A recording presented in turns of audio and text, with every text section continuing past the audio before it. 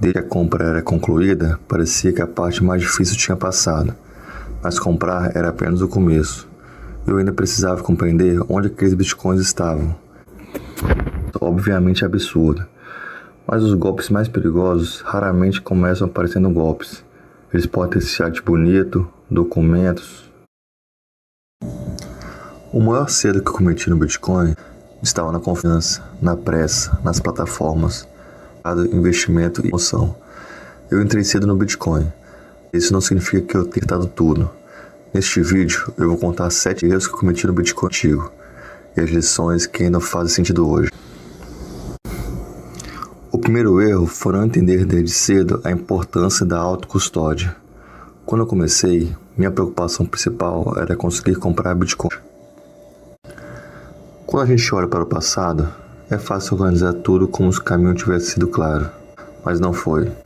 No Bitcoin antigo, havia pouca informação em português. Muita coisa era aprendida em fóruns, comunidades, conversas e tentativas. As plataformas surgiam rapidamente. Projetos apareciam com ideias que pareciam oportunidades perigosas.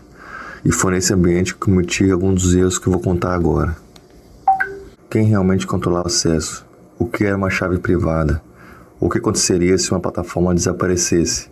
E como recuperar uma carteira caso algo desse errado? Na época, a autocustódia parecia um assunto técnico, quase reservado para pessoas mais avançadas. Hoje eu vejo outra forma. A autocustódia não é um detalhe de Bitcoin. Ela é parte central da proposta, mas isso também não significa retirar tudo de uma plataforma sem saber o que está fazendo. Guardar por conta própria exige organização, exige backup, exige compreender a seed phrase, exige assumir que não haverá um gerente para recuperar aquilo por você. O que eu aprendi foi que liberdade e responsabilidade caminham juntas. Para quem está começando hoje, minha sugestão não é ter pressa, é estudar primeiro, testar um pouco, aprender como recuperar a carteira e só depois assumir uma responsabilidade maior. O segundo erro foi confiar demais em plataformas centralizadas. Quando uma empresa tem um site bonito, um painel organizado e um atendimento que responde, é fácil sentir que o dinheiro está seguro. A plataforma passa a impressão de estrutura, de controle, de profissionalismo. E depois de algum tempo, usando sem problemas, a confiança aumenta. Esse é justamente o perigo. A gente começa a esquecer que o controle continua nas mãos de outra pessoa ou empresa. Você pode chegar um saldo na tela, mas não significa que tenha controle direto sobre aquele Bitcoin.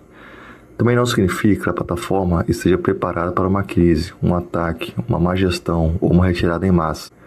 Eu preciso aprender que reputação, tempo de funcionamento e aparência profissional não eliminam riscos.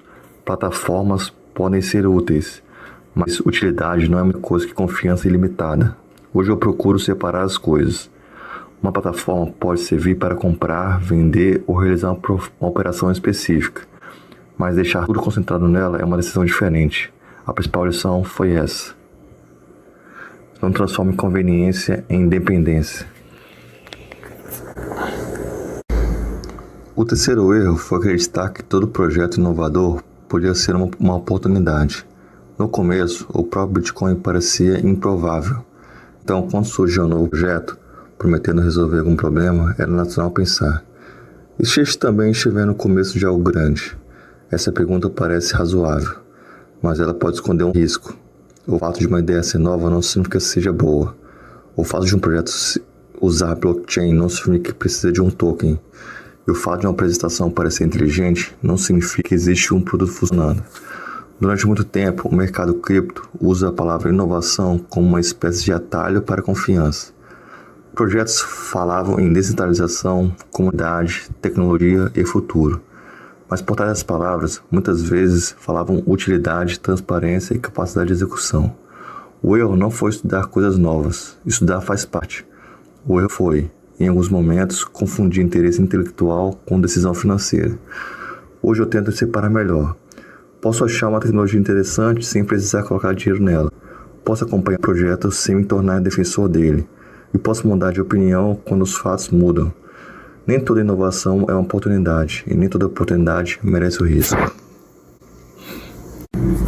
O quarto erro foi não registrar melhor a minha própria história com o Bitcoin. Na época, parecia que eu sempre lembraria de tudo. As primeiras compras, as carteiras, as plataformas, as conversas, as decisões que deram certo e os erros que eu preferia esquecer. Mas o tempo passa, os sites desaparecem, as plataformas fecham, os links deixam de funcionar, as mensagens se perdem e a memória reorganiza os acontecimentos. Hoje eu gostaria de ter guardado mais registros, não apenas valores ou comprovantes, mas também pensamentos, porque eu tomei determinada decisão. Em que informação eu acreditava? O que me fez confiar? O que eu estava sentindo naquele momento? Registrar isso teria ajudado a entender melhor a minha própria evolução. O projeto Velha Guarda do Bitcoin nasceu em parte dessa falta, da vontade de recuperar memórias e transformar experiências dispersas em histórias que possam ajudar outras pessoas.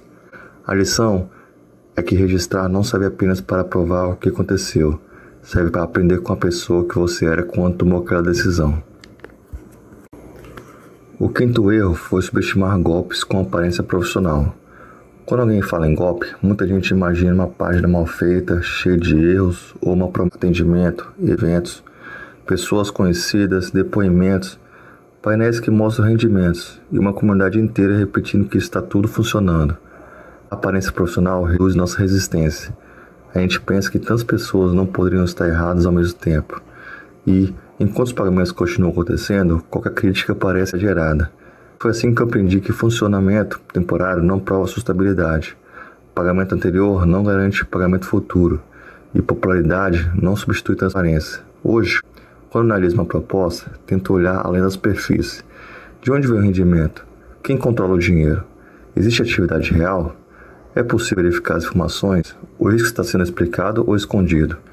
Golpe cripto quase nunca se apresenta dizendo que é golpe. Ele se apresenta como oportunidade. O sexto erro foi confundir comunidade com confiança automática. As comunidades tiveram um papel importante no Bitcoin antigo.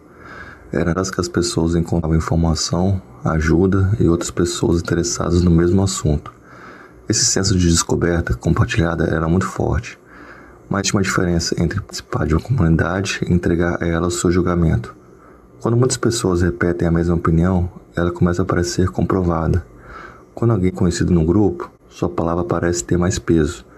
Quando surgem dúvidas, o medo de ser excluído pode fazer a pessoa permanecer em silêncio. E, aos poucos, a comunidade deixa de ser um espaço de aprendizado e vira uma fonte de validação automática. Eu aprendi que a afinidade não é garantia de caráter. Conhecimento técnico não garante prudência. Popularidade não garante honestidade. E participar do mesmo grupo não significa ter os mesmos interesses. Uma comunidade saudável aceita perguntas, aceita discordâncias e não exige confiança cega. Hoje eu valorizo comunidades, mas procuro manter meu julgamento do lado de fora da empolgação coletiva. O sétimo erro foi não separar claramente aprendizado, investimento e emoção. Quando você descobre uma tecnologia nova, é fácil se envolver. Você estuda, participa de comunidades, acompanha o projeto todos os dias e começa a sentir que faz parte daquilo. O problema aparece quando o vínculo emocional passa a influenciar decisões financeiras. Uma crítica ao projeto parece uma crítica pessoal. Uma queda de preço parece uma injustiça temporária. Um sinal de risco, vender ou desistir começa a parecer uma traição. Nesse ponto, a pessoa não está mais apenas avaliando o investimento. Ela está defendendo uma parte da própria identidade que parece apenas negatividade. Eu aprendi que interesse não precisa virar investimento. Investimento não precisa virar torcida. E uma decisão errada não precisa ser defendida para sempre. É possível aprender com o projeto e decidir não colocar dinheiro. É possível investir e depois reconhecer que a tese mudou. É possível sair sem transformar isso em vergonha. Separar essas três coisas: aprendizado, investimento e emoção. Foi uma das lições mais importantes da minha trajetória. Primeiro, o tomar decisão poderia perder. Quem estava no controle? De onde vinha a promessa? E se minha decisão era baseada em fatos ou emoção? Esses foram 7 erros que eu cometi no Bitcoin antigo. Nenhum deles aconteceu porque eu queria perder dinheiro, mas aprendi que sobreviver aos ciclos depende menos de prever o futuro e mais de administrar riscos no presente. Agora eu quero saber a sua opinião. Qual desses 7 erros você considera mais perigoso para quem está começando a cometi no Bitcoin antigo? O link está na descrição. junto com os outros materiais.